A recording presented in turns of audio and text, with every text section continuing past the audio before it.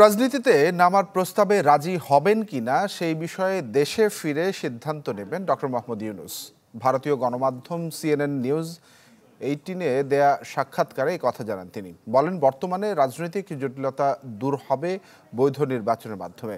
Doctor Yunus জানান, শিক্ষার্থীদের আন্দোলনে শেখ হাসিনার সহিংস প্রতিক্রিয়াই তার পতনের কারণ।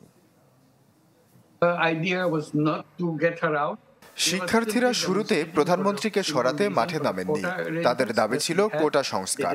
শেখ হাসিনার প্রতিক্রিয়াই তার পতনের কারণ।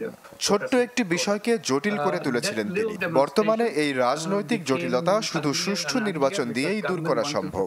আমি চিরকাল রাজনীতি থেকে দূরে থেকেছি।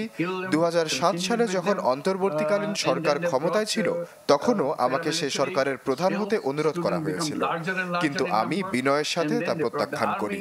আমি জানি না রাজনীতিতে নামার প্রস্তাবে রাজি হব কিনা। দেশে যাওয়ার আগে কোনো সিদ্ধান্ত নিতে চাই না।